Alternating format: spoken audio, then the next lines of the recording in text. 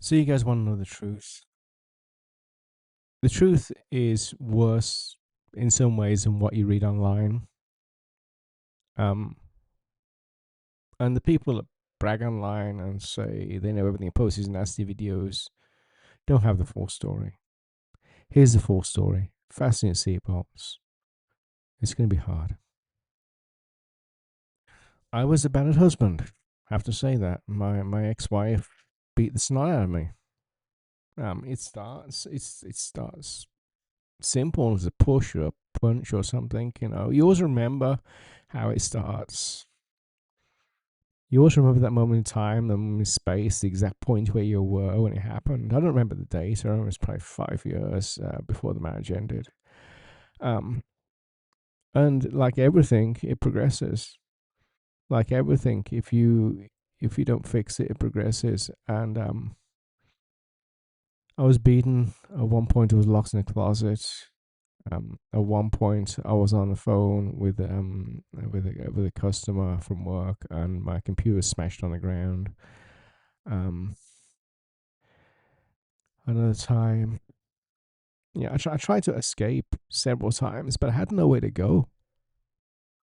I was isolated. I had no friends. My family was thousands of miles away.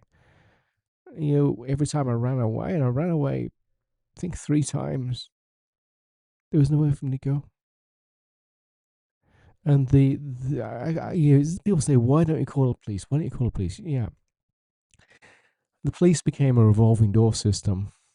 You call 911, never go to jail, always get taken to the local mental health center. 48-hour observation, return back just as mad. Cycle repeats, cycle repeats, cycle repeats. I got sick of calling 911. It was a constant repeat cycle. It was just getting nowhere. It was getting nowhere until the night the marriage ended.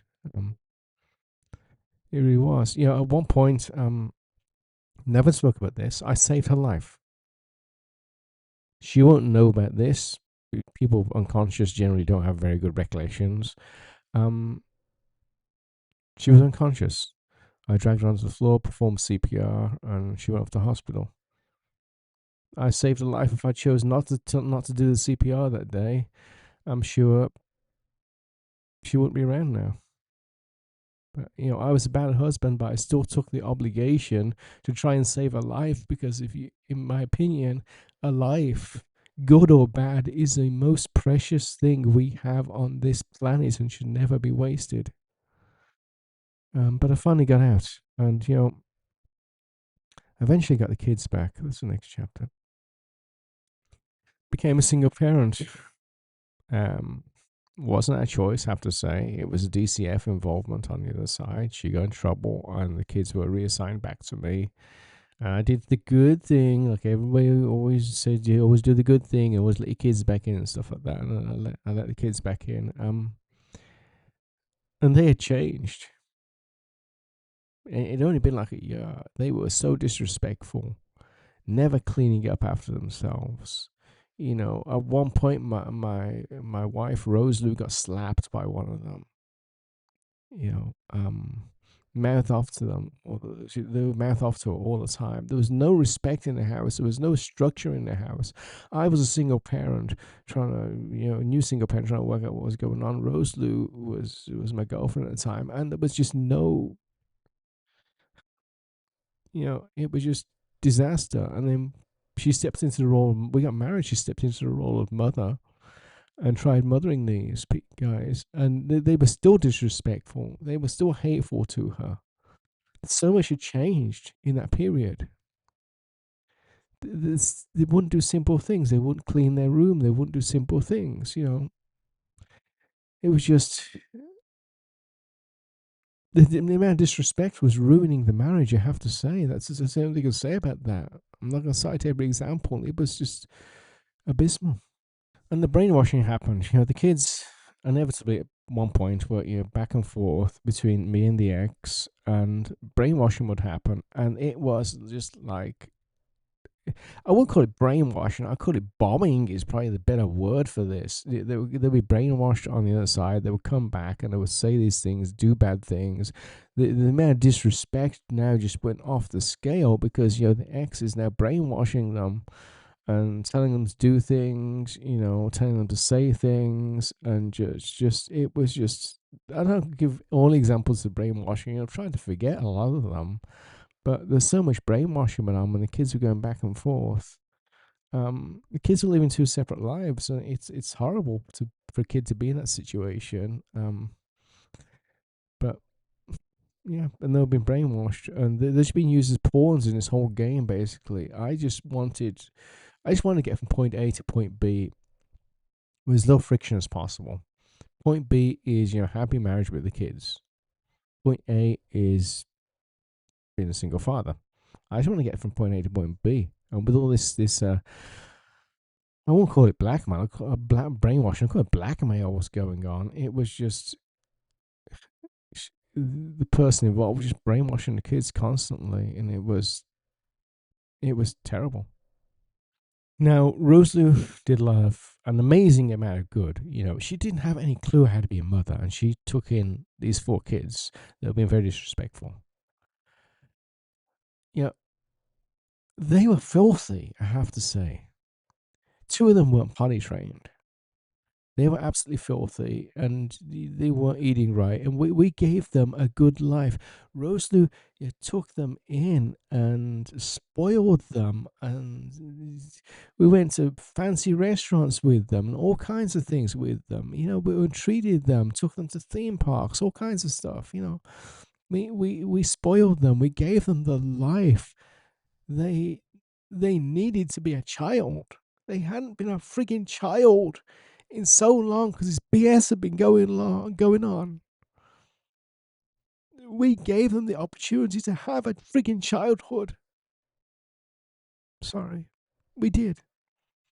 Rosalou gave them a childhood. She gave them a good upbringing. She laid it on a plate for them. This is the way we want you to be. This is a life laid out for you. And with all disrespect, they didn't accept it. But she helped those kids so much, and you do not know how much she helped those kids. I didn't even write it down or nothing, but you know what? There was so much love and so much help, and they returned it with so much disrespect. At that point, you can imagine I was walking this tightrope, constant tightrope between the kids and my wife. Constant, trying. The job of a guy is to keep the marriage alive, and the kids are pulling me in one direction. My wife was pulling me in another direction. I was stuck in the middle. And I was trying to be the mediator in all this. And that's when the court case happened. I won't go into too many details. You've seen the mug shots online that this bad actor, shall we say, is distributing around. That's the 1% of the story. You've seen 100% of the story now. And after that, I had to make a choice. I was stuck on a fence, and I had to make a choice.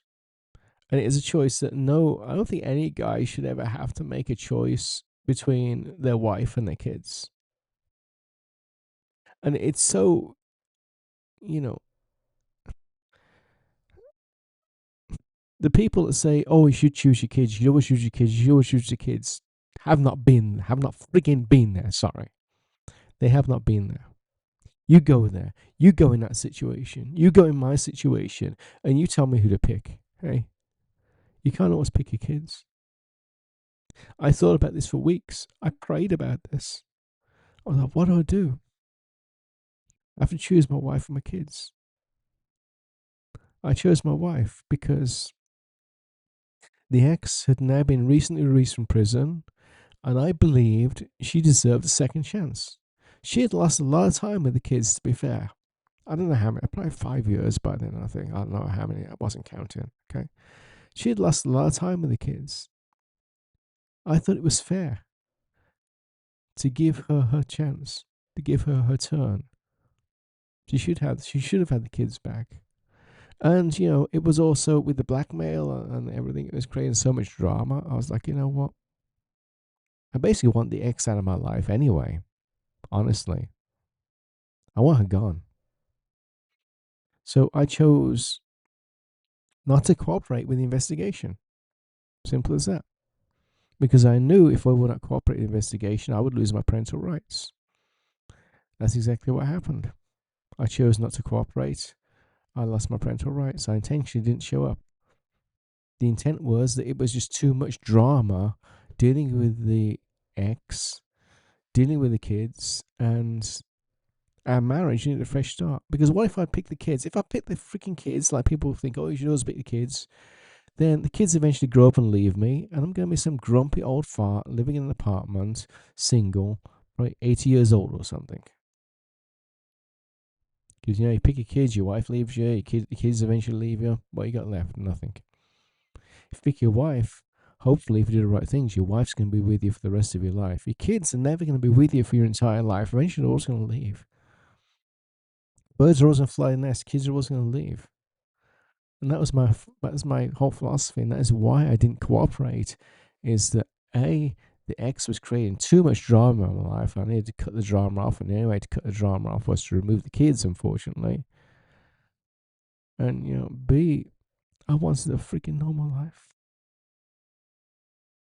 And one thing I forgot to mention was the hospital stay. Nobody ever brings that one up.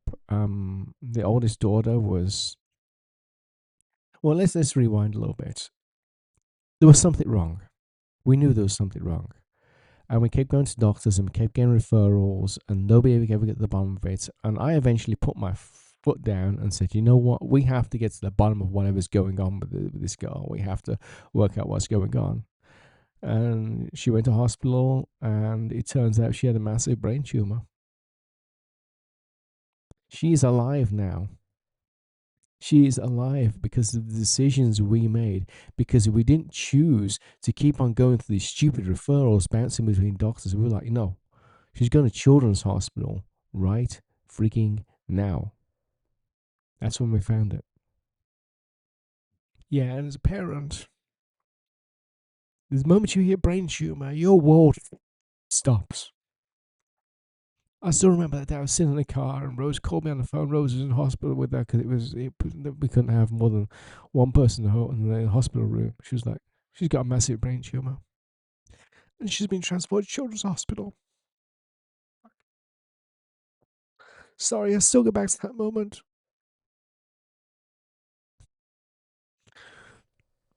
And you always think death when you hear something like that. But because of Rose, she pulled through.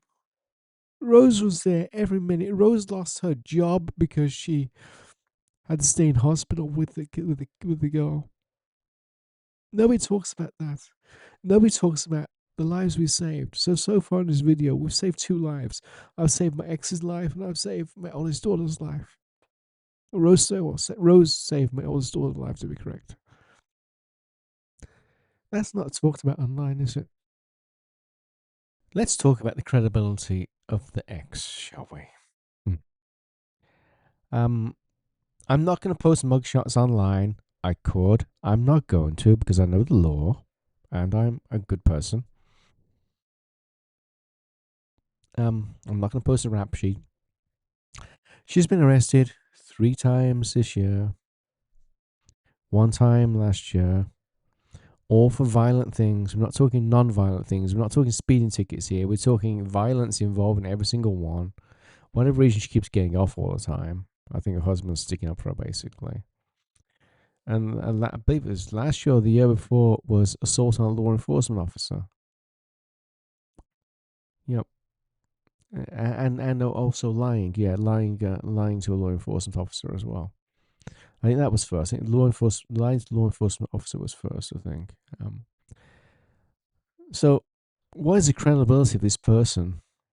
Zero. Like, I'm not going to go into psychology. I'm not going to talk about what I think's going on the other side. But there's no credibility there. I believe she's just picking targets. She's out for revenge, she's picking targets, and she's spilling 1% of the story. 100% of the story is here. 100% of the story is with Roselou. 1% of the freaking story is with her. Don't trust someone who knows 1% of the story because they jump into stupid, gosh darn conclusions with their stupid little brains. She's not credible. There's nothing in what she posts online that's credible. Anyone can get in trouble. Anyone can have a mugshot done. Bill freaking Gates has had a mugshot done. You can look it up, okay? Anyone can get in trouble. This is America. Anyone can get in trouble. It's not getting arrested is the problem. It's when you keep getting arrested. This person's been arrested 3 times this year. Gosh darn. Do we have a problem here? Getting arrested 3 times in a year, I'd say you have a pretty major issue going on. This person is not credible. There's a lot of statements in the other videos. Let me go by saying it's what you freaking make of your life. If you're poor now, get your freaking butt in gear, learn something like I did, and get out of the situation. I was poor, honestly, until about 2 years ago. I'm just gonna be honest with you that, you know, what happened. I didn't depend on anybody. I depended on myself. I read, I learned, I got my butt out of the situation. It's as simple as that. If everything they stated was true, they wouldn't be alive right now. I have to say, it's just a bunch of lies and a bunch of nonsense. Honestly, when I look at the other videos that the other side's making, 10% truth. But with that 10% truth, you have to remember is that people change. People make mistakes and people grow from those mistakes. Rosa has grown from those mistakes. I have grown from those mistakes. Yes, we have regrets. I believe we both have regrets. But here's the clear difference. They are living in the past. We are moving forward. One last word. Goodbye.